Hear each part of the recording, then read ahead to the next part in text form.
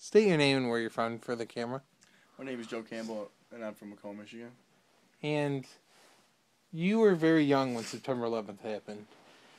Can you recount the events of the day for me and kind of your own personal experience that you remember?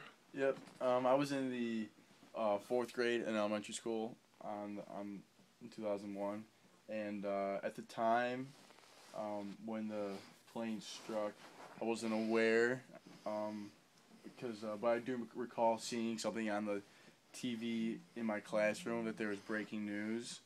However, I didn't get pulled out of school. When I got home, my family was around the TV in our living room, and that's when I was pretty much debriefed on the extremities of what just happened on that day.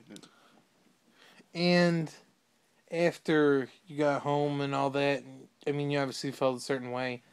But do you feel like maybe your feelings, maybe your response would have been different if an attack like that happened today with you being older? I think absolutely. If things like something like that would have happened today, I think I would be able to understand it, interpret the whole situation far more. Understanding the effects that it truly had on contemporary American society. From the day of until even to today. I feel like we're still feeling effects. And obviously, the U.S. responded rather swiftly with when President Bush was in power. And just take me through your thoughts on his initial response. Do you think it was adequate, not enough, too powerful? I think that President Bush's response to the terrorist attacks on 9/11 were fitting for how prepared he was and our government was at that time, because of that type of event truly did it shook the world, and his immediate response was to go invade Iraq and take down the Al Qaeda and of course Osama who headed the terrorist organization. However, the progress made in Afghanistan was marginal, minimal, and I think a lot of people would have liked to have seen Osama bin Laden being captured by the American president who experienced that event.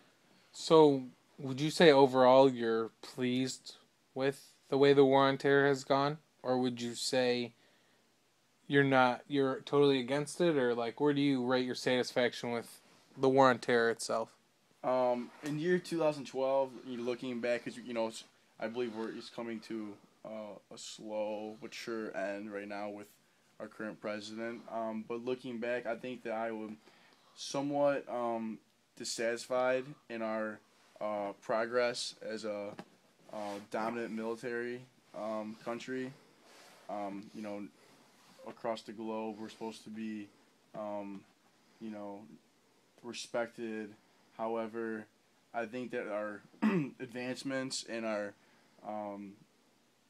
progress overseas in fighting terrorism, and then dealing with bringing Iraq into the Afghanistan terror situation. I think things were done with the wrong intentions, and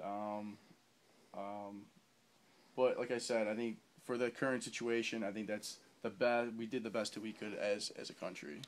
Do you blame one particular person for your dissatisfaction, or do you just blame our country and our system as a whole? I think I'd like to blame our current system. Actually, I don't think we can put a blame on President George Bush. I don't think we can put a blame on Vice President Dick Cheney, because there's speculation that he was reaping fiscal benefits from the war.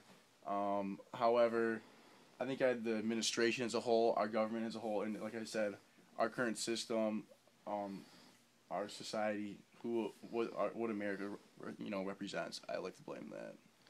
All right, thank you for your time. Thank you.